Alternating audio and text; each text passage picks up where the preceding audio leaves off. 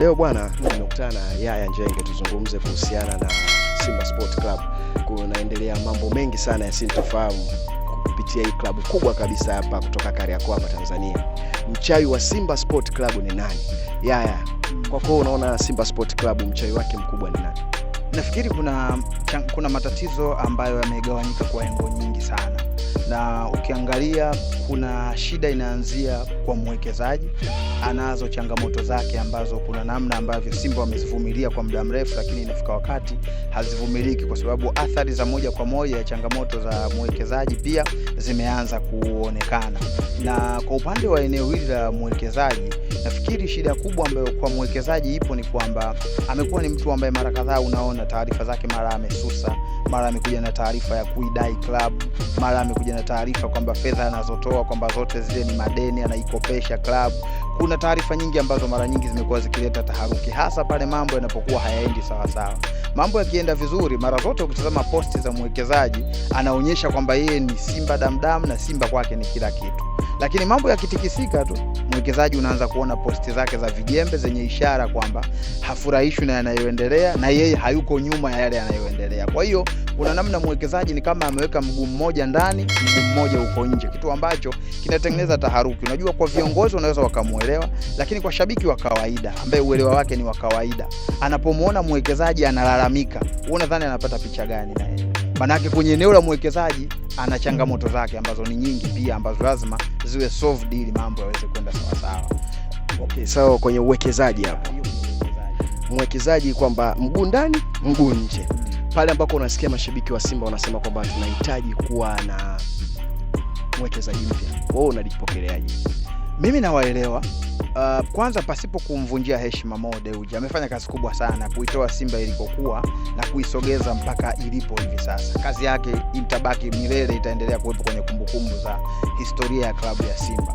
Lakini unawaelewa mashabiki kwa sababu ukiitazama Simba ilivyo hivi sasa, unaona kuna kitu mwekezaji anapaswa kukifanya zaidi ya vile ambavyo anafanya. Na sio tu kwenye swala la kutoa fedha kama ambavyo pengine wengi wanaamini. Fedha ni kitu kimoja. Fedha unaitoa kwa misingi ipi na inatumikaje? Hili ndio eneo ambalo mwekezaji ameacha goli wazi, kitu ambacho naona kimekuwa kinatengeneza hatari. Leo hii tunaitolea mfano mara kadhaa Young Africans na system yake ilivyo. Mwekezaji wa Yanga amehakikisha klabu inazungumza lugha moja. Amewezaje? Ametengeneza mazingira ya kuwa na mtu mmoja wa uhakika ambaye anasimama kwenye engo zote. Anasimama na mwekezaji, anasimama na wanachama na mashabiki wa klabu, ambaye ni Engineer Hersi Saidi, ambaye anahakikisha vitu vingi vinakwenda katika ule utaratibu unaotakiwa, na hata kama kuna malalamiko yanakuwa ni kwa uchache sana, hayawi kwa ukubwa kiasi hiko. Lakini kwa upande wa mnyama, hiyo hali ni tofauti. Mwekezaji yupo anafanya majukumu yake, lakini huku kwingine ameacha goli wazi. Haijulikani nani asikilizwa kwenye jambo lipi. Ndio maana unakuta hata maneno yamekuwa mengi. Unaona mashabiki wanafanya press conference ya kulalamika, viongozi upande wa wanachama wanafanya press conference wanalalamika. Ukienda upande huku kwa mwekezaji, na yeye pia anakuwa ni mlalamishi. Ni kwa sababu gani? Timu haizungumzi lugha moja, na ukitazama ni jukumu la mwekezaji pia kuhakikisha timu inazungumza lugha moja.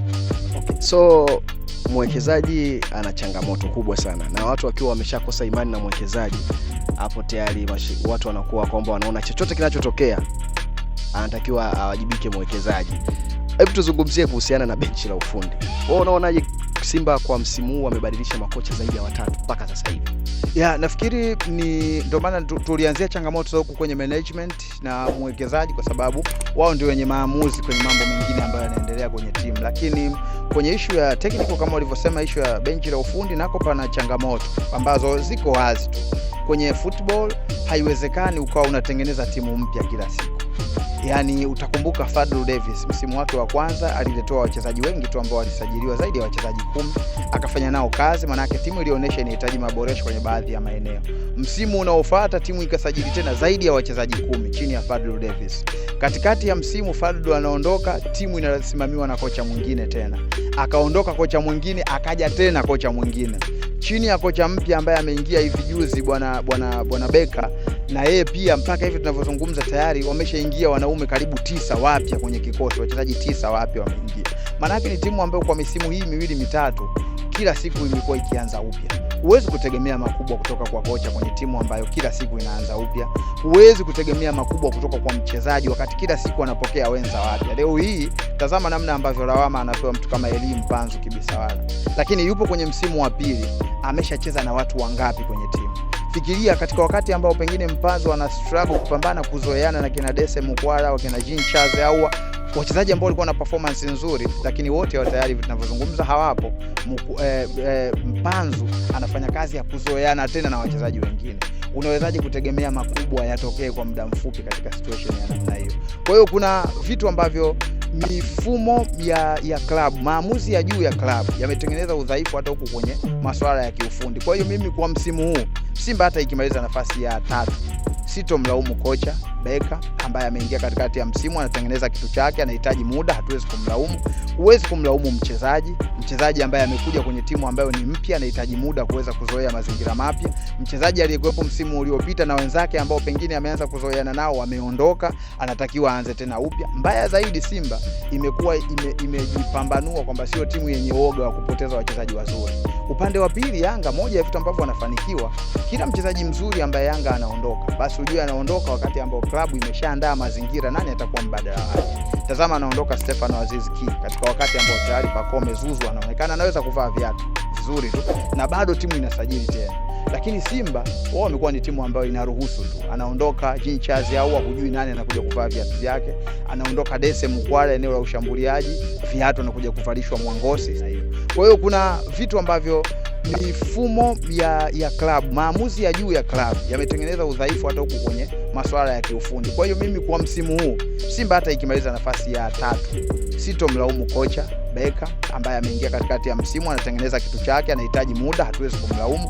Huwezi kumlaumu mchezaji ambaye amekuja kwenye timu ambayo ni mpya, anahitaji muda kuweza kuzoea mazingira mapya. Mchezaji aliyekuwepo msimu uliopita na wenzake ambao pengine ameanza kuzoeana nao wameondoka, anatakiwa aanze tena upya. Mbaya zaidi, Simba imekuwa imejipambanua kwamba sio timu yenye uoga wa kupoteza wachezaji wazuri. Upande wa pili, Yanga, moja ya vitu ambavyo wanafanikiwa, kila mchezaji mzuri ambaye Yanga anaondoka, basi ujue anaondoka wakati ambao klabu imeshaandaa mazingira nani atakuwa mbadala wake. Tazama, anaondoka Stefano Aziz Ki katika wakati ambao tayari Pacome Zuzu anaonekana anaweza kuvaa viatu vizuri tu na bado timu inasajili tena. Lakini Simba wao wamekuwa ni timu ambayo inaruhusu tu. Anaondoka Jean Charles au hujui nani anakuja kuvaa viatu vyake. Anaondoka Dese Mukwala eneo la ushambuliaji, viatu anakuja kuvalishwa Mwangosi. Sitaki kumdharau, lakini unaona ni uongo. Kwa hiyo ni wao wamekuwa na changamoto nyingi ambazo zinaingia sasa hata kwenye kiwanjani kwenye mambo ya kiufundi. Unazungumziaje upande wa mchezaji wa 12 mashabiki wa Simba? Yaani unawazungumziaje? Ya mashabiki mimi sina shida nao sana kusema ukweli, kwa sababu kwanza wamekuwa wavumilivu kwa timu yao. Najua miaka karibu 4 timu haipati kombe lolote la maana, lakini bado mashabiki wanaonekana wapo na timu yao, wanalalamika kwa sababu hiyo ndio majukumu yao, kulalamika, kusikitika, kuzomea, kukasirika, ni sehemu ya maisha yao. Lakini ukitazama wamekuwa wakisupport timu yao kwa asilimia kubwa. Japokuwa eneo ambalo naweza kukosoa ni kwao wanachama kidogo ambao ni maarufu. Ukiachana na wale mashabiki ambao wamekuwa mara nyingi jukumu lao ni kujaza uwanja, kuna hawa wanachama na mashabiki maarufu ambao nao inabidi ifike wakati waache kutumika vibaya. Wamekuwa wakitumika vibaya kiasi kwamba wanatengeneza miruzi mingi kwa shabiki wa kawaida. Imagine mwanachama ambaye unamwamini ni maarufu, yuko karibu na viongozi, wewe unaamini, wewe ukiwa shabiki wa kawaida. Leo mwanachama huyo anakuambia Mangungu hafai kwenye timu. Kesho Mangungu anafaa, Mo Dewji hafai kwenye timu. Wewe shabiki wa kawaida unadhani unakaa kwenye engo gani? Unashindwa kuelewa usimame na lipo. Kwa hiyo unapata picha ni kwa nini wao wanayumba kimsimamo. Ni kwa sababu wamekuwa wakitumika.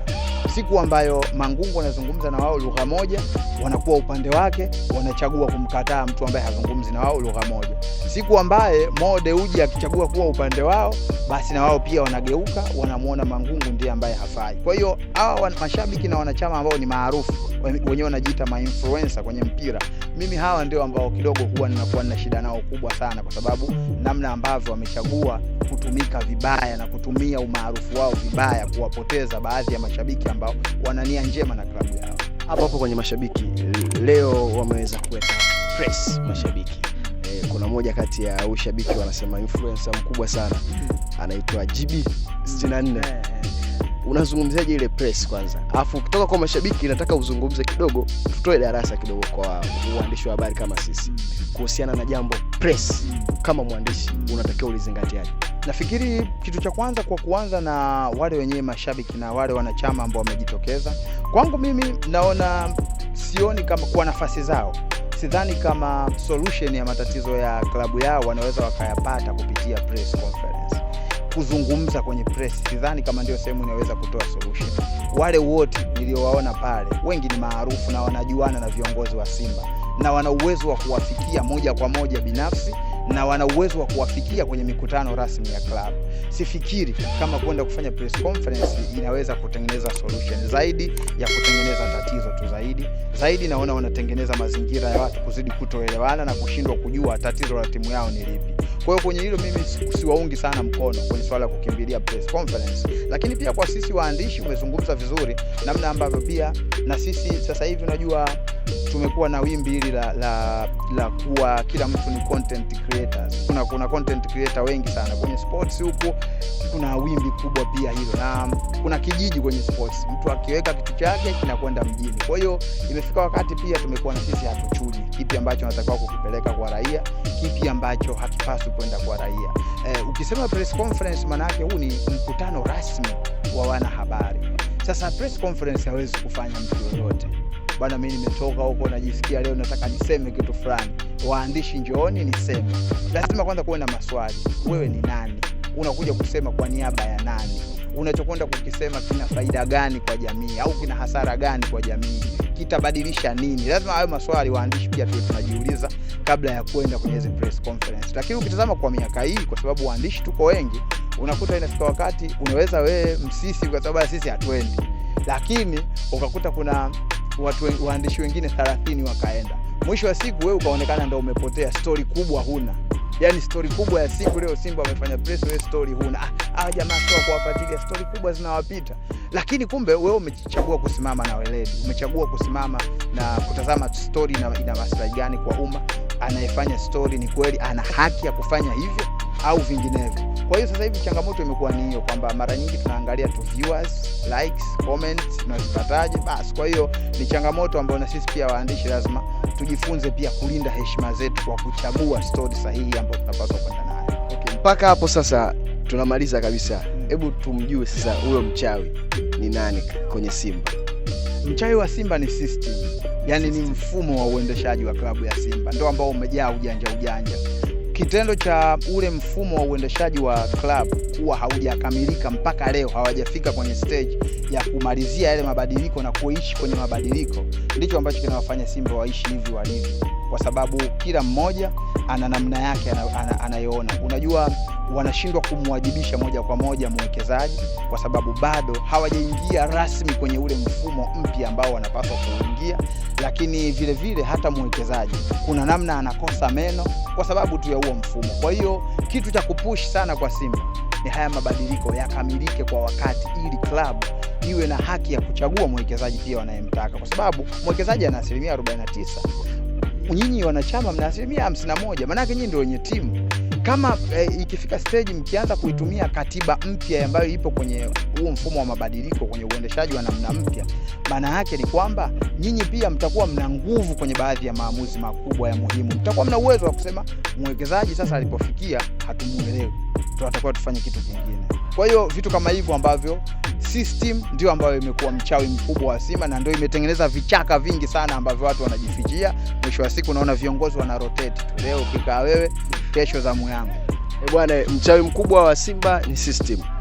Brother Yaya Njenge hapa amesema yeye mchawi mkubwa wa Simba ni system. Mimi naitwa Mjuja Alemokil Makiaru Boy, MCC TV. Shukrani kwa wale ambao unatazama kila siku. Usiondoke hapo kila siku. Make sure umecomment na kushare.